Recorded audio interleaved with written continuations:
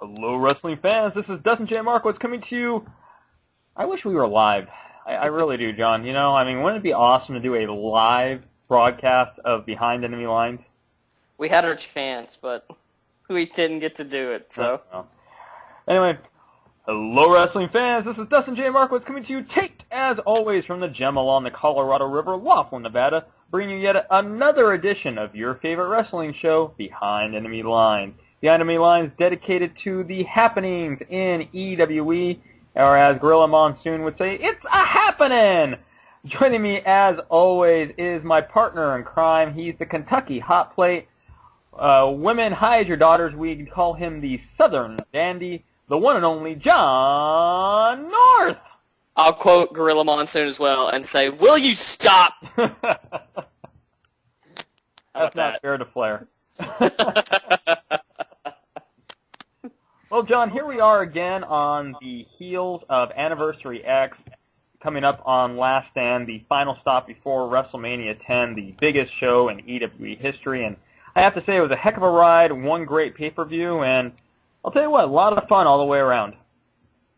Absolutely. It was a pay-per-view that, role-play-wise, I was very ready for, as I'm sure we'll get down to that a little later. But, it was... there was a couple letdowns, but overall I thought it was pretty solid. Completely agree. I feel that there were a few people that didn't show up, and there was one match in particular that bothered me a lot, but we'll go into that right now. In fact, the first match on the card was a match that bothered me, which was the Legends match. The Legends, well, it was supposed to be a Royal Rumble Battle Royal that ended up being a singles match, as only two Hall of Famers showed up, but two very good Hall of Famers. Stone Cold Steve Austin and the man, the myth, the greatest mid-carder in EWE history, Rick Cage himself. My God, John, what a match.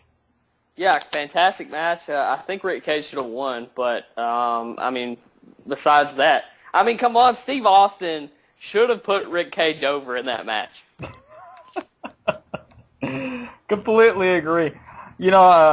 Jay and I were talking the other day about, I did a Rick Cage, 100-word promo, and we were joking about Rick was hijacking people's accounts to do posts as Diesel, as Rick Cage, as the hooded figure. It's all the same guy. I'm pretty sure it is. I think it is too, but I still like the results. I think Jay did once where Rick Cage and Manny, or Mr. Man, and Sean Lewis are all trying to get into the building. Oh yeah. That was, I forget what paper that was, but yeah. That's what I should have role played as like Mr. Man or somebody. That was funny, but anyway, yeah, it was definitely a squash. It was good to see a legitimate Stone Cold Steve Austin role play from Jay. He actually plays that character very well, as he does with almost all of his 90s and early 2000s wrestlers that he has done. I think, realistically speaking, he could probably do just an Attitude Era Federation by himself if he wanted to. Yeah, he probably really could, and I've praised Jay on that before, and Jay knows this without knowing that he runs the character. I have praised him for sticking true to the character, but also putting his own twist on it, which is important if you're going to do a character from WWE or TNA or wherever, because you can't really just stick with what they do. You have to put your own spin on the character, and Jay does that pretty well. Absolutely, he does. And again, it was good to see. I think that was actually, if I'm not mistaken, one of the first real matches that Stone Cold Steve Austin had in EWE ever, realistically. At least to my knowledge, he hadn't had many matches even when he was active, whatever it was, years ago. Yeah, I think you're right about that, but I really don't know, so yeah. I have to ask Jay, but I'm sure Jay could tell you anything about EWE. Yeah, well. Moving on, we had the Grudge match, which was a tag match between the Hollywood Blondes and the Bella Twins, and this was another blowout. Really disappointing show from the Bella Twins. Honestly, I was hoping that the Bellas would have the opportunity to kind of get over on a classic tag team, and really, you just did not see the role plays, and not that the Blondes were really that much better, per se, but it was enough to get the win. Yeah, it could have been a little more competitive. I think Jay and Mike would have won that regardless, but yeah, like you said, just to not really show at all by Mary, but it is what it is, and they kind of went over pretty pretty quietly because Mary didn't show. And which is sad because I think you and I both agree Mary has the potential to be a very good rider, but for some reason she's very self-sabotaging. At least that's my take on it. Yeah, and she thinks that I call her names all the time when I've only called her a name like 3 times. But that's besides the point of what we're talking about. But I agree with you, and I think she showed potential before, but and just kind of, I don't know if she runs out of time or just doesn't feel like role playing, or and I say this, and I don't mean it as an insult, but her role plays aren't very long, so they take a whole lot to do, and that's why I say, Mary, your RPs are 1,000 words long. I mean, how long could they take to do? But it's not an insult. It's just, the way it is. Yeah. I agree with you. I totally agree with you. And, I do want to mention the first match was written by Jay, the Austin, and Rick Cage. The second match was Mike that did the Blondes and the Bells. Really not much to say about the matches themselves.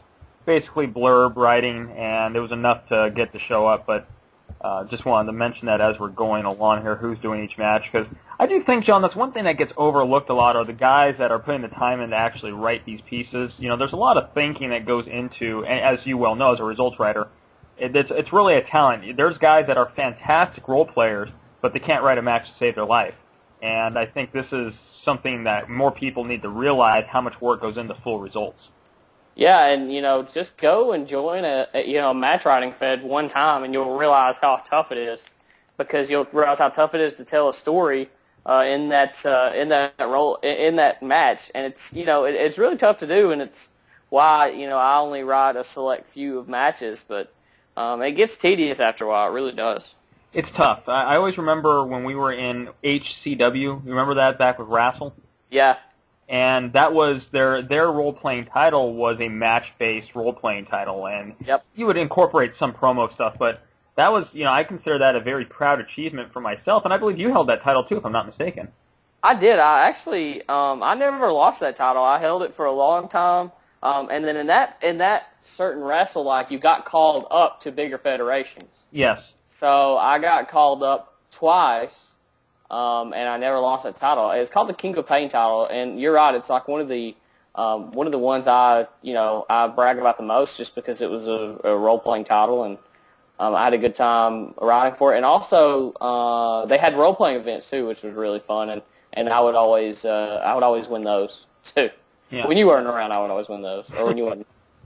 Well, I remember I was in Wrestle. I think, if I'm not mistaken, either we joined at the same time or I went in before you and brought you up. One of the two. I don't remember exactly. I know it was around our WFS days, if anything. It was the most fun. Even now, it's the most fun I've ever had e-fitting was Wrestle. Well, I remember the other interesting part was when we were both, because we both were in like the HCW, because you're right, it's like a regional and then a national, quote unquote, how they worked it. I think we were both in different. When we got called up, we were in different federations, but we both ended up starting in HCW, which I thought was really interesting how that worked.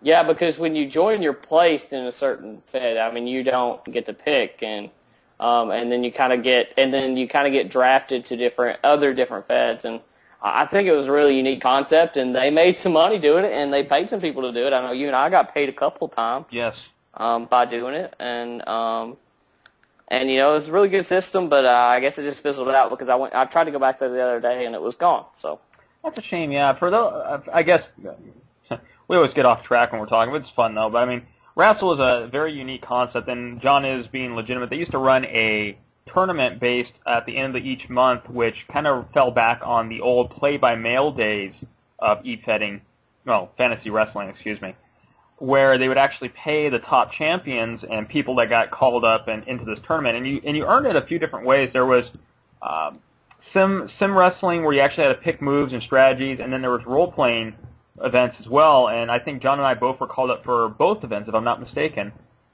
Yeah, I never made the big tournament though. I forget what it was called. I think it was called like Toughest SOB or something like that. Something like that, yes. I never got caught up to that main one, but yeah, there was a lot of the sim involved. Yeah, and I remember I made one. I do remember. I had to sneeze. Are you okay? Yeah, I had to sneeze. I'm sorry. I remember there was one TSOB that I did make, and I lost pretty soundly, but that was in the sim part of it, because there wasn't a role-playing one in the top event, but there was role-playing events in the other events. Yeah. And yeah, very much so. So yeah, we're both some of the few people that can say they actually got paid to do this game. So Eventually though, and this is the last thing I'll say about Wrestle, so we can get on with another topic, but in the match, but it eventually went all sim. So yes, yeah, so you couldn't, role play had nothing to do with it, and I believe used to at the beginning it was like sim was like not half of your score, but it could, even though if you out role played the other guy, the sim part of it could cost you the match. Am I correct about that? yeah, it was basically it depended on a couple different factors. Because I'll explain this real fast for our listeners that have no idea what we're talking about, because sim role playing is not really as prominent as it used to be. Pretty much what it is that you would be given a specific move set, and you would set the moves and strategy for your character, which then would be put into the computer, and then depending on how your opponent set theirs, it would determine how you won the match. So it was kind of like a video game aspect to it in some ways, or literally like an RPG tabletop game. But then there was also RPing in that you would do the promos and characters, and different feds had different scoring systems as well. I know the fed I got called up to from HCW, like HCW was like 75% promo, 25% sim. But then the next one up was like 50% promo, 50% sim. But then they also had a 100% promo title. So it was kind of weird how things were, or match writing title. So it was sort of weird how all the feds ran their own way. But yeah, it did go all sim, and that kind of killed at least my desire to want to go back there. Yeah, absolutely. And now let's move on and stop reminiscing about 2003 or whenever that was. Back in the good old days. I remember when we wore black tights and black boots. We didn't need no pyro. Moving on, we will go into the next match, which was one that you and I were both involved with, the DX versus Style and Pride, and I had a chance to write this match myself. A lot of fun with this one. Unfortunately, only 3 of us did full role plays for this. The Shawn Michaels, HBK, Abdul did not have a chance to do a role play, but I think the 3 RPs that were done were very, very strong. I think they were all scored in the mid to high 8s, if I'm not mistaken. And I really enjoyed this. I thought getting a chance to kind of revisit what you and I used to have just from a modern perspective, and especially being on the same page, which is, it was so funny because our team in the past, the Style and Pride, always kind of butted heads. With us being on the same page and both in a kind of a serious mindset, that is a scary, scary situation for any team to go up against. I agree with that 100%. It was very unique for us to do that, and I loved in the results how they came out to the old World's Greatest. That was pretty awesome. Oh, well, thank you. I kind of got a kick out of, I don't know. When I wrote it up, I sort of was just thinking about some of the different things that you've seen over the years, and I figured that was a good tribute to where you and I both came from. Yeah, I agree with that. I wanted to come out to I Want to Rock, though. So, anyway, yes, we did take the victory there. Style and Pride is now recognized as the single greatest tag team ever to set foot in EWE. Thank you very much. So, I will say, role-playing wise, and I'll just touch on this briefly, is, it may come off in my role-play with Derek that it's a lot of hatred towards Jay, but not really, because I really, really, really, really, really hated the second DX run when not too long ago when Shawn Michaels and when HBK and Triple H teamed up again and brought that back. And I know people look back on it and probably love it because it's nostalgic, but I hated it, so I channeled that hate into my role plays, and that's why I think that's why I got such an high grade on it. Yeah. And of course, that match was won. We didn't even mention how the matches were ended or were won, but Derek won with a dynamic driver. The last thing I want to mention on that, and I still say this, I had such a kick out of that slingshot dropkick spot. I wish someone would do that in real life, by the way. Oh, absolutely. You know where I actually stole that from, right? No, I do not. The Rougeau brothers did a slingshot clothesline combo. I know exactly what you're talking about, actually. Yeah, very, very. I love the Rougeaus. For anyone that greatest theme song probably ever. But, yeah, great. They did some just very innovative tag team spots, and if you look at some of the moves that Christy and Dutch do, or Dutch and Derek do over the years. A lot of them I've taken from the Rougeaus or from the Brainbusters as well, because I really love the way that Arn and Tully worked as well. Brainbusters, one of my probably favorite tag teams of all time, so I commend you on that one. Thank you.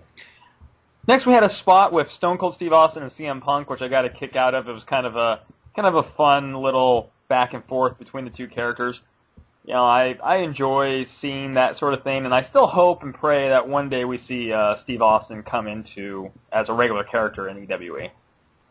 I don't think it's going to happen, but I mean, I would rather see CM Punk versus Stone Cold somewhere, so might as well have it in EWE because we're never going to see it in WWE. Seems that way, unfortunately. Moving on, we had a grudge match with the Frost Elves and the ALA, who we eventually figured out who they were. Go figure. Apologies there. This match was run by JC, and there was a lot of commentary in this one. I thought the match itself was done pretty well, considering he doesn't do much match writing, at least not that I've seen in the past. And the Frost Elves squeaked out a victory. Really not the best RPs I've seen from both teams, but still, again, I think the match held up very well, and I enjoyed it. Yeah, I like the Frost Elves team because of the relationship that Missouri and Stealth Elf has. I think that's a very good dynamic between the two, and where, you know, Missouri is kind of working as the mentor in that relationship, and I think it works out really well between the two characters. And I can't say I've read much of the other two, but or the other one, I guess, because it's John. But I like that dynamic, so I thought it worked. I thought it works well for them, and I do read a lot of Missouri. I don't read much Stealth Elf, but when they tag team, I do read it, and I enjoy it. So kudos there. Congratulations out there. Next match on the card was the All-American Championship. Kind of low on the card, but we'll talk about why in a second. Featuring Alessandro Quagliatore, or Terry. Is it any idea? I know we've talked about this a million times, but I think it's Quagliatore. I think it's Quagliatore. Yeah, I think you're right. I mean, it could be Abdul Q versus Alessandro taking on CM Punk for the title. And this was written by Jay. Kind of a shorter match. It was still good, don't get me wrong. It had a lot of entertaining little spots, with CM Punk winning by a slim margin. Again, not the greatest role plays in the world from both of these guys. I know both were pretty strapped for time. I was happy to see Punk get the title back. I think it's been a good little feud going between the two. Obviously, it plays into, you know, the different factions that have kind of split around, be it Kashmir and Dutch, Alessandro and Punk, and so on and so forth. So, yeah, I rather enjoyed this one. Yeah, really kind of an underrated feud, but it's underrated because those two haven't really been able to really tee off on each other because they've always been busy doing other things. So I think next time around, because correct me if I'm wrong, but at Last Stand, I know I'm getting ahead of myself, but that's going to be a pretty big match because it's also in the Destiny series. Am I correct about that? Yes. So I think that is going to finally we're going to see kind of the blow off to that feud, and see who's not only going to walk away with that championship, but may go into WrestleMania as well. Yes, I want to see them really open up because, again, I like both the characters. I feel that Jay is doing very well with Punk. I was surprised at how he was able to adapt the character. And as you said before, being able to take a character and make it your own is very difficult to do sometimes. And I know no matter who you use, you have to stay true to who they are. I mean, obviously you couldn't have... I mean, you could. I mean, you could take a Punk and make him an alcoholic if you wanted to, but you'd have to make it relevant. And I think that with CM Punk in EWE, he's taken the personality quirks, if you will, and really wrapped that around the whole new character, and that's good. That's a true testament to a writer. And of course, Alessandro, as we have both said, has been extremely hot. I wish that he would have a little more time lately, but he's still writing very well, and I'm going to be interested to see how he's going to pull it out come the pay-per-view, and then of course WrestleMania. Yeah, it's gonna be interesting, but you know, he's my tag partner, so I really hope that he gets more time so he can do both. But he better always keep the tag titles first on his list. Yes, and also another, yeah, obviously. Just wait until you have a new tag team coming in. You'll see what happens. No. another little segment with Triple H and Derek, Dutch, and everyone else in there, Johnny involved, basically kind of showcasing the new side of Derek Daniels, obviously furthering the Triple H-Derek Daniels feud, which I enjoy. I think that when you write Derek as a serious character but without really going too overboard with him, I think he's probably your best character. That's my opinion, at least. Yeah, it's he's getting that way. I was really surprised at how easy it was to write that role play, to be completely honest. I mean, I breezed through it. I wrote it. I probably wrote that in about, I would say, about an hour and 10 minutes or something like that. And I was like, I looked over it again in about 2 days, because if I get to write something ahead of time, I'll read it again and make sure it makes sense, because when I write it, 2 o'clock in the morning, 3 o'clock in the morning, or at work or something like that. So, sure. But yeah, it flowed really easy, and I think I like the feud, and I'm looking forward to what the blow-off match is going to be. Likewise. The next match on the card was the segment was run by Jay, by the way. I do want to point that out. Next match on the card was the TV Championship, Televixen Championship, as we had Calista Leon taking on Holly Winder, defending her title.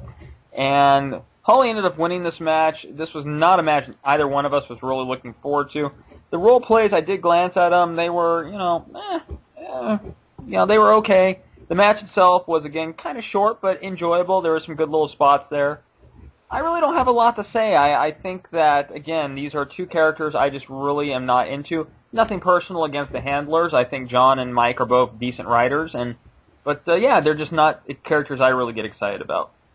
Yeah, I've said it before that, and I've told Mike this, Holly is kind of my new Brooke McGuire, because you know how I really disliked Brooke McGuire there for a while, and that's kind of what it's become with Holly now. I just don't dig the character, and I just think it's a little overdone at this point, and needs a little change. Completely agree. Moving on to the next match, which is another one written by Jay, was the WrestleMania Destiny Series, the 7-way elimination match. And this was a lot of fun, too. Obviously, we had a couple get out early, including Dustin Jobber and Christy Chaos. I have to be honest, I just was not ready at all for this match to role-play with Dustin, which, for those of you who followed me last week, you know why now. I was kind of revamping the character a bit, which we'll talk about here in a second. The match itself was excellent, by the way. I thought it was written very, very well, some very good RPs. But without a doubt, Kelsey Parr was the best of the best. She won pretty decisively. And I really think that Kelsey, it's going to be interesting to see, because I think she is going to Mike is either going to bomb her out at WrestleMania, and what I mean by that is that she's going to really come into her own and possibly win Money in the Bank, or she's going to have another disappointment, third-place finish, and it's going to be interesting. Obviously, I'm going to be running and gunning with DJ, too, but I don't know. The character's direction has kind of gone a little bit differently than what I originally had thought. Yeah, it's kind of a I guess, colder character instead of a more chipper Kelsey, I guess you could say. And that's kind of, I think that's a good thing for Mike. What's kind of turning me off with the Kelsey roleplays, though, is the first person. It's kind of odd to read sometimes for me, and you kind of have to really engage yourself and read it, which is okay, but still, it's kind of tough to read sometimes. So, with that being said, I do like the way the Kelsey character is going. First person is always an interesting way to go, and I don't care. I've run first person a few times in role plays and stuff, and it is difficult, and it is different. But then again, I will say first person writing is very much a sign of a modern role play, as you well know, John. It's much more popular now than it was when we first started, which is ironic because Mike has been role playing, since 2002 or whatever, so he's been around for quite a while himself. But it's definitely a sign of the old, of the new style, whereas you and I are definitely, traditionalist writers. So, yeah, I'm mixed on it. I would love to see a Kelsey Parr role play in the traditional style, just because I like the character. But, it is what it is, and we'll see, where it goes. Yeah, absolutely. And I know she challenged, or not she, but he Mike challenged me with Sid with Kelsey, so that could be a explosion that you see on Ladies Night if we ever do have a Ladies Night. Hopefully by the time this is up, we have a Ladies Night. Yes. Moving on, we had another segment with Christy Jensen and Blitz, and these are more characters, unfortunately, and this is, again, not a shot against JC, but I really just do not have much. I'm indifferent towards all these characters. I can do with them or I can do without them. As far as I'm concerned, I don't see Christy Jensen as really, I don't know. I just don't see her as anything. I'm the same way. I think with JC, he's really storyline driven. And that hurts him sometimes because, it's a lot for other people to look at. And, when people now role play against JC or write a match for JC, he expects them to, know about that stuff and gets mad when it's not in there. And, that's not anybody's fault because it's just so much, because there's not a lot of storylines in EWA. I know that's kind of stupid to say, but there's really not. It's kind of, it plays itself out. Dutch and Leon have a storyline going right now, but it's not, on Chaos every week.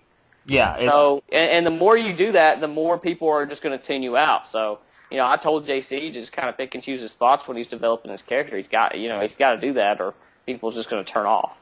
I completely agree with you, and I think one of the drawbacks to having, there's nothing wrong with storyline, and I agree with that. Yeah, nothing wrong with that at all. But I totally agree with the aspect he's trying to intertwine everything, and I do appreciate that. But I think there's a point where, like, I'm a sucker for continuity, as you well know. I love seeing things, continue on and mention later, but very much so, you got to let things play out. The whole thing of Dutch and Leon, if you would have asked or told me back, let's say WrestleMania last year, that would have been the big feud right now, I don't think I would have really seen how that would have occurred, Yeah, I agree. We really weren't in that direction, but the way things had happened and the way the matches panned out, it worked that way. And you're right. I think the best laid storylines are the ones that are not jammed down your throat whenever it's prevalent. So it's like with Dutch going crazy, for example. I had segments on the Chaoses and whatnot, but it was not like I was doing over like 5 different characters. Mm-hmm. But what was interesting was that other people were picking it up, and that's how I knew. At least, and I'm using that as an example, and I apologize if that's a little selfish. And it one storyline of the whatchamacallit, so it obviously people seem to like it. Dutch goes insane, but it got picked up by the other writers. And John, I remember we were talking about that on Skype one day, how it kind of took a life of its own, and I was able to really see, okay, wow, I tapped into something that people enjoy, or at least can respect and get behind. And that's kind of what I would tell someone like a JC, that you need to kind of see how people are going to react to 1 or 2 things at first, and then kind of roll with it from there. The thing, as you said, with Leon, with Leon kind of coming in as this new face of the company and how it kind of built up his storyline and the arc kind of intertwining now with Dutch, it's just, it built naturally. And I know you salted a few things here and there, but then you start seeing it pick up in other people's role plays as well. Yeah, and I've also had stuff that that fell. I had an ideal for it. I fell flat, and then I had to write myself back out of it. If I had, one piece of advice for JC, I would just say less is more.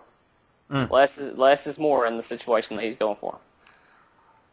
That is a good piece of advice, and to anyone really. Sometimes you're able to imply things and make it work, and definitely another strong sentiment here.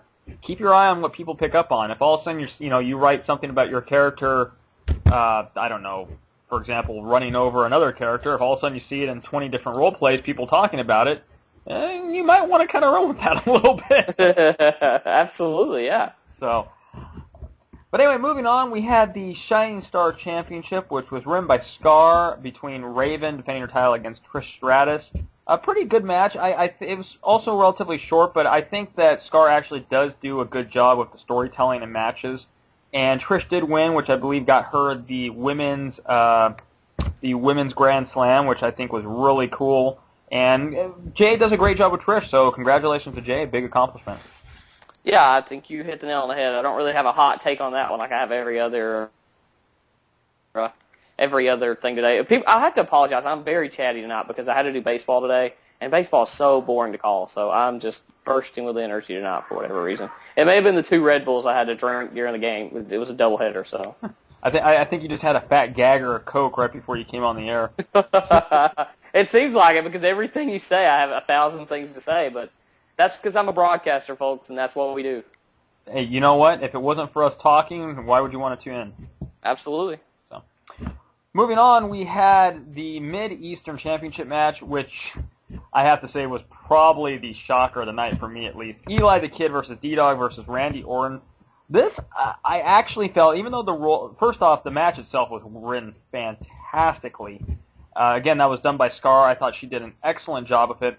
The role plays themselves, although individually were not very strong, were all very close in the quality, which means that you saw what a title like that is supposed to do, which is bring people of the same caliber or relative caliber into one match and let them, pan out against each other. And yeah, Eli the Kid takes the shocking victory. I was a judge in that match, and I chose Randy Orton myself. And there was like 3 or 4 different, 4 different judges. Everyone seemed to have a different opinion, obviously, since there was 4 judges on it, and it just really amazed me. And big congratulations out to Eli. I believe that's his first major championship in EWE, and really saying something to take out those 2 characters. Heck yeah, big win for him, and I'm happy for him. Absolutely. I think, just real quick, do you think Eli, I kind of, the Mr. E segment, which occurred afterwards, it was okay. I don't know if I'm really into that, but I do like just the reality of Eli the Kid. I like that, from what it was, say, back in 2010, 2011 to what it is now. I kind of like that. I think there's really been some improvement there, and if he keeps it up, I think he will be the most improved of the new year. Yeah, he's coming a long way with his storylines and things like that because, before it was a little dry, but I think he's coming around. I think Mike may be helping him out some. I don't know if I'm right about that. Well, I know he is very much a sponge. I've talked to him a few times on Skype, and he's and that's not a negative. Sponge is a good thing. Sponge is a wonderful thing. Yeah, so I think that's a very good thing, and it is a good thing. So I don't really have anything else to say about that. Congratulations. Moving on, we had a match that you were involved with. Royalty taking on the former champions Sons of Liberty in the tag title match. And again, a very well-written match. I believe this was also done by Scar. And again, I give her a lot of kudos to all the match writers, of course. But very good back-and-forth match and very close in the judging as well, with Royalty taking the win in the end. And Omni Slash planted by by Cashmere there. And I'll tell you what, John, I think you guys really pulled out a good segment there, and I think that, I don't know, I'm interested to see how far you and Abdul can go, especially if he actually continues the show. Yeah, that's going to be the thing, but, I actually have I thought we should have lost that match. That was my personal opinion. I joked with Jay, I said, I told you should have let me judge the match because I think D ended up judging the match, and he gave the victory to me and Abdul, but I mean, it wasn't like it was, it wasn't like they were the obvious winners. But I thought that Cliff and Punk should have won that match. I thought that Cliff's was just a little bit more stronger than Abdul's, and mine and Jay's RPs were kind of neck and neck. So, but nonetheless, pulled it out, and hopefully, it sucks holding the tag titles and probably not going to defend them coming up in the next pay-per-view, but, that is the tag team division in EWE, so there's not much I can do about that. No, and it is what it is, as you said, and I think one of the things that people need to continue to realize, and we've talked about this before, and it's the same problem Jay and I ran into, is that it's hard to find competitive teams sometimes, and I know, for example, probably the 2 most experienced teams right now in EWE that are still technically working on the roster, which would be Charismatic Fury and Hardcore Stratisfaction, are really not. I mean, obviously HS is now the ladies' night equivalent of the tag champions, but Charismatic Fury, which is Jay and myself, we're not active, and I would say arguably I'm probably the most. How would I say this? not decorated tag champion in EWE, but certainly I'm the one that pushes the tag division the most. I enjoy it the most, and I don't have any tag teams I'm running right now. So it is what it is. It's in a lull, but yeah, I mean it will pick up, and I think that you guys are going to have a good run until someone else decides to pick it up, and who knows? That could be me, it could be Mike, it could be someone that comes in from the outside. Who knows? Hopefully, yeah. Hopefully, can keep our fingers crossed. And, but yeah, I don't enjoy not holding them, but I think the wins that we have had between Abs and I have been respectable, so I'm okay with that. Completely agree, and there's nothing to be ashamed of there. And yeah, moving on, there's another short little segment with Eli and Thunder Dragon. I know they're kind of doing their little segments now, which again, I could take them or leave them. There's nothing wrong with them. It doesn't really do much for me, but I know that they're enjoying it. We had Sid taking on Mickie James in the Divas Championship match, and yes, another excellent Ren match. This one was done by Mike. I thought the role plays were very good. Obviously, John not squeezes it, but John takes it in the end with Sid. And honestly, I think your Sid role plays were fantastic. And nothing against Shad either. I think he did a great job with Mickie James. But I think, honestly, in the end, you just outclassed him. I told several people this, but I think if I would have went straight promo against Shad, I would have lost. I really think that, because I think but since I went story and he went story, I think that was honestly the reason why I pulled it out. I would agree with that. I think that if you would have gone word for word, Mickey's I know it's going to sound a little funny, but I think Mickey's promo was probably on par with the Sid promo. Yeah, I'll agree. Yeah, but definitely I enjoyed the Sid background story, and I think that even though Mickey's background has been very good, and I think the whole angle with her in and out of the hospital, and Alexis Lurie I haven't said that name in a long time. I remember there was an Alexis Lurie back in WFS, as a matter of fact, when I did this show for them. I don't know if you remember that. Yep. But yeah, I still think that the story arc itself between the RPs, which is important, the flow between the RPs that are written, I think plays a lot into it, and I think the flow between Sid's was just a little bit better than the flow with Mickey's, and that's why I went the way I did, and how I feel how I do. Yeah, but kudos to Shad once more. I'll be first to take Matt off to him. He really brought it and he pushed me.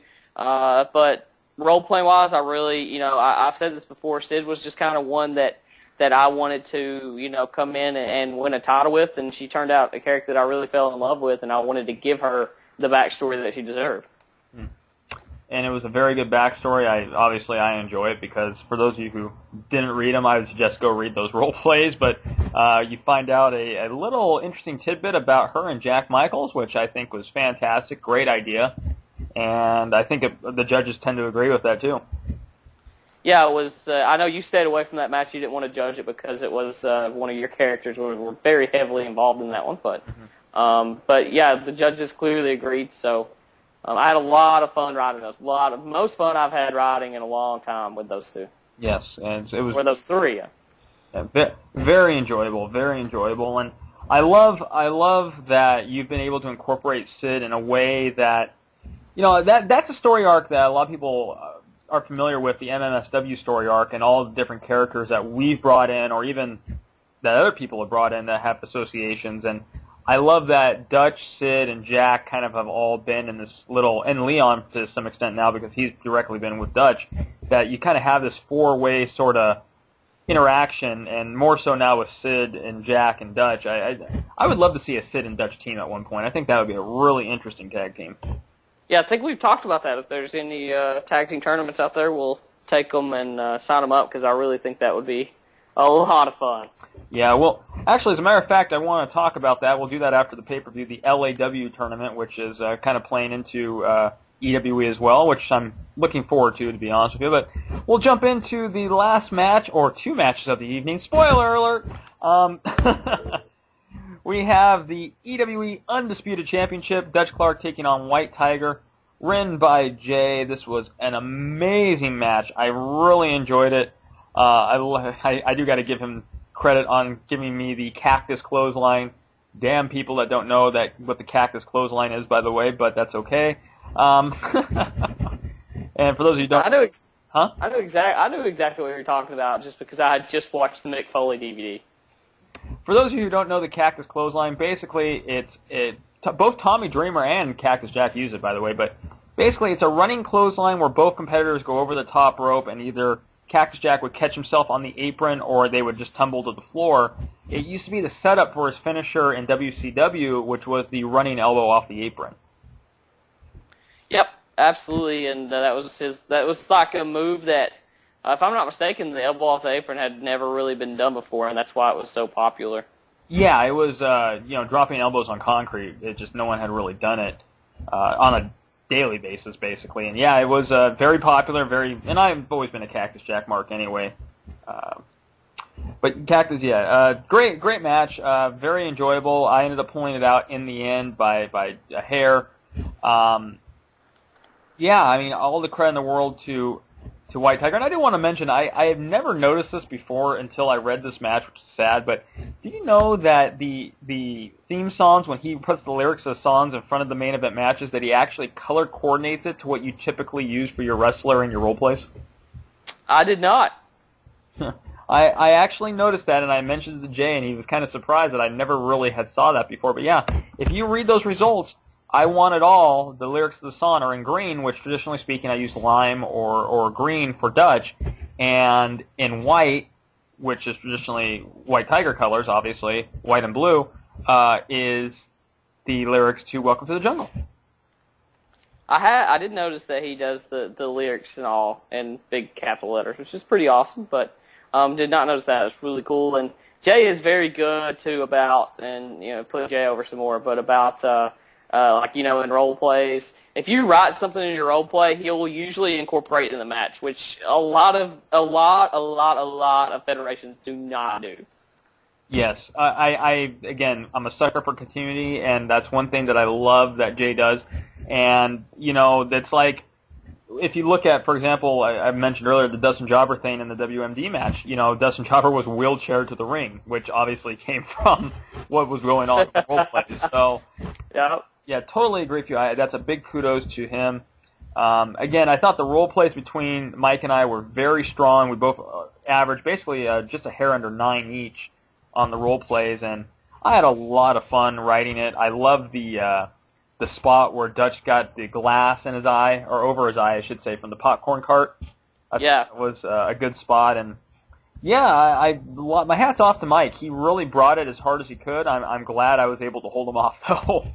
Yeah, honestly, I thought you lost that match. When I read him, I was like, wow, Dustin may have dropped that because Mike really made you play his game. And, that's, you say what you will, but that's really not your forte. Your forte is really making the other person play your game. And Mike made you switch it up, and you still won. So. Yeah, he made me kind of go into the fantasy realm, although I did keep it kind of a little dulled down just a hair. It was more Twilight Zone stuff, that for me at least. Yeah. But that being said, I knew your plan going into that match as well. So, and you had to switch it up, and you still won. So that's pretty impressive. Oh, thank you. I appreciate that, and I definitely consider that a huge win for me, and I think that being able to main event Anniversary X and win the main event, coin a phrase here because we'll get into that here in a second, is a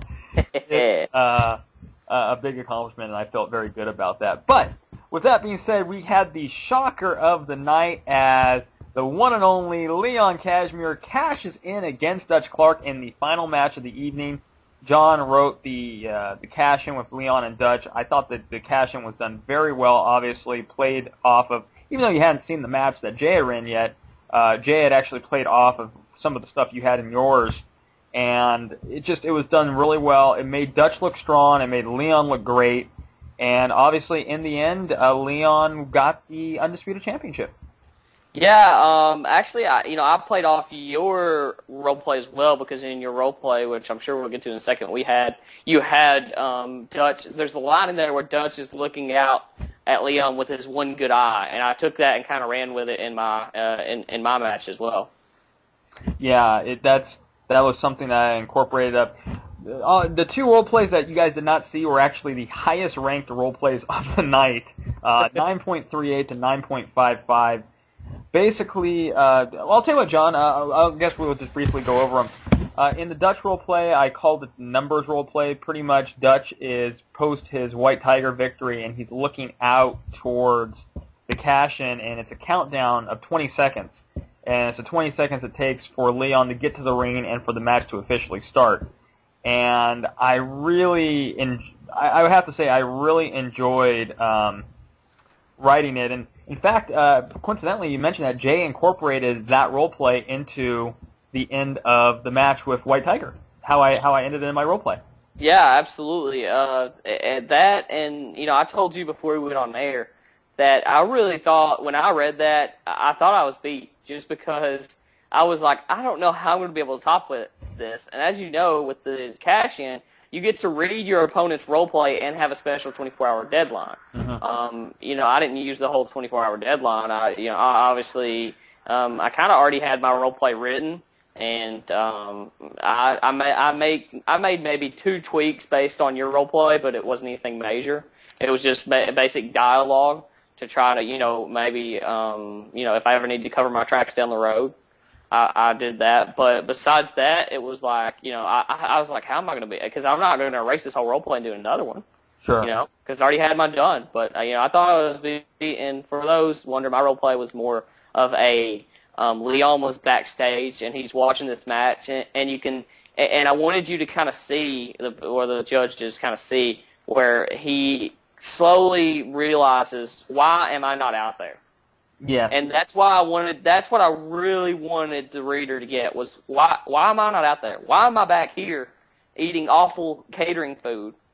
And why am I not in the main event at Anniversary X? This is my time, and that's why he cashes in. Yeah. And I knew that was the only chance I had in winning when I read your role play too, was like, that's why I kind of stuck with that role play, because I was like, well, look at it this way. I do have that emotion. And that's what I went for, and that's why I did what I did. And I had a lot of fun writing, and it was just kind of Leon backstage, and all of a sudden he gets up, and he's like, let's rise up and take this place back. Well, John, yeah, I definitely tip my hat off to you. I think you did an excellent job, and I have no shame in losing the match that way. 2 great role plays at the end, and of course Leon with the title. And yes, the breakdown was basically Leon is in the back having a late night dinner, watching the main event, and basically he's kind of chatting up, or here's the background agents kind of talking and whatnot, and he decides that it's time for him to cash in. And it was an excellent role play. I was very impressed with it, and again, a great way to end Anniversary X with a new champion. Yeah, and it was kind of the perfect time, out of character-wise, the reason that I cashed in was because I had all my role plays done by 2, 3, 4 days before deadline, and I was ready to roll. I had done my Derek RP a week before Anniversary X even, happened, because I knew what the match was. So it was done. I had, the Sid RPs fleshed out and just had to, add the skin and bone to the skeleton. Mm-hmm. And that was rather easy. And then with Leon, I had 1 role play. I knocked it out, and then I told Jay, I said, you know what, I'm ahead, and right now they're all behind, so I'm gonna go ahead and cash in. Well, it was an excellent time to do it, and obviously I gave you the best effort I could, which was not a bad effort, almost a 9.4 average on the judging. I can't complain too much about that. So that's those are miracle role plays right there. But yeah, I think you did a great job. And let's do a quick rundown of the top role players from the card. Top 10 was number 1, the almighty Dutch Clark, with a 45.1 average. Number 2, Mickey James, 40.8 average. Number 3, White Tiger. Number 4, Sid Vicious. Number 5, Leon Cashmere. Number 6, Kelsey Parr. 7, Trish Stratus. Number 8, CM Punk. Number 9, Raven. And number 10, Psychotica. Once again, congratulations to all the winners. Great showing on this pay-per-view. I believe there was 57 role plays, which is definitely an excellent turnout. And it's starting to lead in towards our next card, which will be Last Stand here. We've had some chaos and things like that that have gone up, but Obviously, we are only going to touch base on a few things here. We don't have a lot of time left on this, but Last Stand is going to be shaping up. I know we plan on doing another show probably post Last Stand and pre-WrestleMania. I think that sounds about right. Yeah, that should. Wait, what? The pay-per-view or just the shows? The Behind Enemy Lines. We plan on doing another. Oh, absolutely. Yeah, we'll do. Yeah, we may do 2 more. Yeah, these shows are going to be kind of like, because we're just sort of bare bonesing it as far as the uploads go. I think we're just going to record these when we have time and sort of run with whatever is going on in the world of EWE. Obviously, Last Stand is not finalized at the time of this recording. We are recording on February 23rd, 2014. We do know there's going to be, obviously, like Dutch and Leon are going to have their blow off, and there's going to be some other matches we're aware of. But obviously, we're going to kind of do what we do when we have the information. Yeah, well, I mean, we may have to do a Last Stand show, but I'm going to be extremely busy, so I don't know if that's going to happen or not. Likewise. So, but moving on, we'll talk about just a few other little tidbits here going on in the world of EWE. We have a tip of the week for you guys out there. That's going to be our discussion. And, of course, I do want to mention about our friends over at Lewis Anthony Wrestling, a fun little company that I am now involved with Dutch, which is a kind of a cross-promotional thing. I know, John, you had a chance to read the General RP on that. And I do want to give a shout-out to Mr. Lewis Anthony himself. I had a chance to talk to him on Facebook. A really nice guy, very knowledgeable. He actually has been role-playing I think he's been role-playing about a year longer than I have, believe it or not. Yeah, I got invited to that as well, and, EWE pretty much takes up my time as it is, and that's not a bad thing. It's just, EWE is where I like to stay, and that's kind of what it is. But maybe this summer I may, because I know it's a revolving tournament type. Mm-hmm. Maybe this summer I can throw my name in the hat sometime. Yeah, it's a very unique concept. It's basically a tournament-based EFED, which more or less think of it as a double elimination King of the Ring, but that's how every single card in pay-per-view is. Not that they do the whole card on one show, but each match it's bracketed down. So very unique. The character that I have Dutch Clark over there, and again the general role play is pretty much working as a how would I put this? One of Jensen's hitmen, if you will, in this concept. I from an OOC standpoint, I think the idea of a revolving tournament is amazing. I'm surprised more people have not done that before.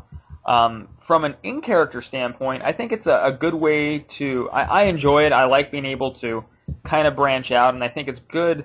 I guess this is OOC as well, but it's good cross-promotion for both EWE and LAW. LAW is kind of seen from Lewis Anthony's description as sort of like a TNA, like a smaller version of TNA. So it would kind of make sense. I almost think of it like when WWF was doing stuff with ECW, or even WCW and ECW, when WCW was pirating a lot of their talent back in like the mid 90s, when it was just coming off of the NWA link. I kind of see it that way, and I kind of think that that's why Dutch would be over there, is that this is almost like a rehashing of that, where he's pretty much, here's your top guy, or one of your top guys, the face of your company, go have him go to this new federation and prove that we're the number one, not them.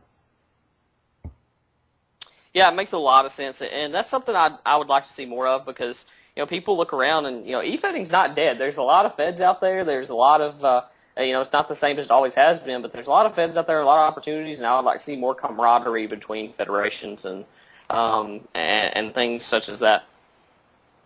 I totally agree, and I would say too, that's one thing that I think is kind of neat too, is that some owners, as you well know, John, don't even like you mentioning any other Fed. You know what I mean? Which is, to me, I think there's a very gray line between it, but that's one thing I really kind of enjoyed about writing Dutch so far, is that it's like not only is he acknowledging that he's from EWE, but that's pretty much the whole basis of why he's in LAW is because of his affiliation with this national conglomerate, which obviously I also play in the existence of WWE being, EWE and WWE, because in that canon we're kind of like on equal grounds. But it's really fun. It's fun to kind of go that route, and I love that it's being embraced. And yeah, I wish that more people would be able to open their minds to the concept that you can integrate all these different feds into one giant universe instead of having to pretend that none of them ever existed. Yeah, I agree with that, and even though, and it's tough when you also go to, you go to another Fed and you try to build up, what you had in the other Fed, and you kind of have to start over sometimes. So sometimes it's fun to pretend the other Feds exist. Yeah, absolutely agree with you, and see what you're able to develop. For any of you that are interested, I'm going to give a couple of plugs here for our friends over at or in EWE that want to check out LAW. It's LouisAnthonyWrestling.com. Again, that's Louis Louis Anthony Anthony Wrestling.com. You get kind of an idea. It's kind of bare bones right now, but there are some very good role players, including a couple guys that were actually in EWE at one time, such as Dave Wilson is over there, and I'm sure you remember Dave. Yes, I do. Some interesting stories there. And, of course, for our friends from LAW that are listening to the show, if anyone does decide, you can check out EWE at ewe-wrestling.net63.net. That's ewe-wrestling.net63.net. I will put the description or links to both websites in the description. Website for EWE has not been updated in quite a while. However, the forums are always jumping, so definitely check out both sites for our friends in both feds, and I think, you guys would enjoy, from the little cross-promotion. Why not? Yeah, like I said, I'm going to give it a try sometime, so I suggest everybody, let's just go out there and test the waters a little bit, see where you stand with the other e-fedders around the net. Absolutely. There are definitely guys that have been around for a long time, and don't be afraid to dip out. But remember, EWE is your home. So if you guys quit EWE, I will find you and I will kill you. Wait, can I say that on the air? We'll have to edit it. Okay. I don't know. I'm going to go into the last tidbit of the night, which is our tip of the week, and I guess we can call it discussion of the week, because this is something that I think is both interesting and very informative. It's writing comedy versus writing seriousness, and it's very interesting to see the two different styles of writing and how they blend and how people are able to play them. And now in EWE, there are a lot of writers that try to play both cards, but not always with success. And I think, John, you were telling me a little while ago about your pluses and minuses with comedy versus seriousness. And, I know I have my opinion, but tell us, what's your take on it? Well, comedy is the hardest thing to write. And if you say that comedy is the easiest thing to write, then you're probably not a great comedy writer, because things that you think are funny aren't going to be universally funny. Things that you think are cool and hip that you want to drop in a role play, it's not going to work for everybody. And overall, you're writing for your audience. In this case, your audience are your judges. So, if you're writing one way and you're like, why isn't this working, and you're writing comedy, then you need to tweak it a little bit. And that's what I told Jay the other day. I'm like, this is the reason I don't write comedy, because what I think is funny, nobody else thinks funny. So I'm going to lose a lot of matches if I do comedy. So I stick with serious. I stick with drawing my reader in with emotion, and that's how I try to win matches. Completely agree. It's a very much an art form to do a good comedy role play, and I think there's a fine line, because you got to be able to write comedy, but then be able to keep it relevant enough where the judges still take you serious. Because, and I think that's where the line is at. You can make someone laugh and laugh and laugh and laugh, but just because you do that doesn't mean you're going to win. I know, like, one of my favorite guys to read when they do comedy is Alessandro, believe it or not. I love his comedy role plays, but the problem is sometimes they get so off the wall that they lose sight of what the match is, and then you end up being judged lower because you lose your audience, as you said. Yeah, you got to keep, relevancy is probably, you and I have talked about it before, is probably the biggest, that's the biggest turnoff. If you're reading a role play and it's not relevant to the match or the E-Fed or whatever, that's the biggest turnoff that I have personally in reading a role play, because I think that should be number one. Yes, I would tend to agree with that. You have to have relevance to the match, unless you're in a federation that's completely character driven, which they do exist. So, I mean, if you want to be just a background writer, I would suggest finding a federation like that. But yes, I think there has to be a good enough blend of the comedy into the match without sacrificing, what it is you're trying to accomplish. In the end, as we all know, you're trying to win a match. What does that mean? That means you have to outright your opponent. How do you outright your opponent? Well, it depends on what the federation's based on. EWE obviously is a very much, I guess you would call it an old school fantasy wrestling E-Fed.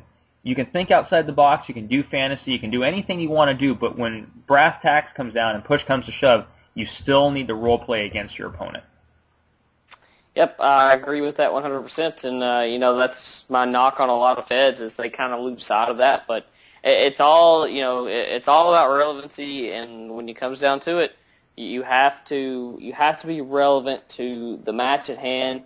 At least through half of your role play, even when you go a little bit over half, it really, in reality, is what I try to do. If I'm doing character development in EWE, I try to do at least half, a little over half of relevancy, and I got more, character development maybe in 1,500 words. Yeah, absolutely, and it's like the last thing that I will say on this topic is, you generally are, in most feds, you have word limits. There are feds that have no word limits, and we've talked about that before. But I really think that you have to be able to keep things relevant and interesting enough that, and again, comedy plays into that. You can be very funny but not be interesting. It's a fine line, and I can tell you, in EWE at least, there's probably about 3 or 4 guys that I really enjoy their comedy when they're on. Alexandra will be one. Mike is another one when he does comedy. I actually enjoy his Sunshine, believe it or not. I think his Sunshine stuff is very funny. Scar does some good stuff, although I think she gets a little topical at times, and there's a little bit too much pop culture. Yeah, Scar is too smart for her own good sometimes. Yes. I think that's the best way to put it. She really is. She's too smart for her own good sometimes, and her writing can get clever and it can get funny, but, again, judges. You got to write for your judges. Exactly. And the other guy, I also enjoy Jay's comedy when he's on, and he does some good stuff, like, some of the DX stuff and whatnot. And believe it, I think some of his unintentional comedy with Jay Jobber and, any of the Jobber Squad stuff I enjoy. But yes, so that's our advice to anyone out there. Remember, don't discount a good comedy writer. If it makes you laugh and has relevance, remember, it's something special. Absolutely, because comedy is the hardest genre to write. Well, ladies and gentlemen, that takes us into the end of the show. I want to thank you very much for listening. We'll be back next time with most likely Last Stand preview or Last Stand results, depending on when we decide to get together again.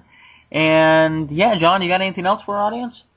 No. I'm going to be heading away to our conference tournament for basketball, so I'm going to be quite busy in the next couple weeks, and then I got to head to Branson, Missouri for the national tournament. So I'm going to be busy, but probably won't pull me away from EWE, as I've already got some tricks in the bag for the upcoming Last Stand, and a couple of chaoses where I'm going to be gone, so I've already got some role plays done for that. Ah, good.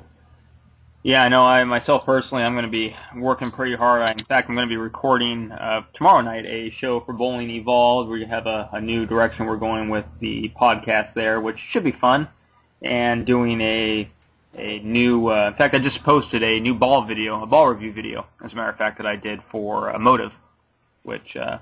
For those of you who don't know, yes, I do actually bowl semi-professionally. That's kind of what I do. So that's another source of income for me. So I know in fact, someone still asks us that if we were involved in broadcasting and whatnot in some way, which I think we stayed on here several times that we are, both, as a matter of fact. So. Yeah, I'm the director of sports broadcasting and external relations at a college in Kentucky. And I host the Bowling Evolved podcast with PBA millionaire Eric Forkel, and I also do, my regular day job is I'm a manager for a company called Heat Guard Today, which a big part of that is media marketing, including radio, TV, and commercial spots. So I'm involved very heavily with all the multimedia that is involved with that, and I do a lot of voiceover work and writing. I also do freelance journalism. So Yeah, so yes, definitely both of us are very, very heavily involved not only in news writing and broadcasting, but in multimedia in general. So, yeah, screw all you guys for judging us and thinking that we don't know what we're doing. But it just takes some practice, and they could probably do it just as well as I can. Yeah, but you have that sexy accent, so, you know. Yeah, that's true. You can't teach the accent, guys. I'm sorry. It's just the way it is. You can't teach it. Kentucky hot plate, baby, Kentucky hot plate. Absolutely. Well, ladies and gentlemen, that takes us into the end of the show. Once again, I want to say a big thank you to all the EWE fans listening in. Of course, I found out we actually had some people outside of EWE that listen to these shows on occasion, which I thought was kind of interesting. So, to any new listeners we get or from LAW that decide to listen in, thank you for listening to our first show, and hopefully you'll be tuning in again next time. But for my partner, the illustrious John North, I've been Dustin J. Markowitz. Good fight, good night. Yes, I ripped off Celebrity Deathmatch again, and have a great day.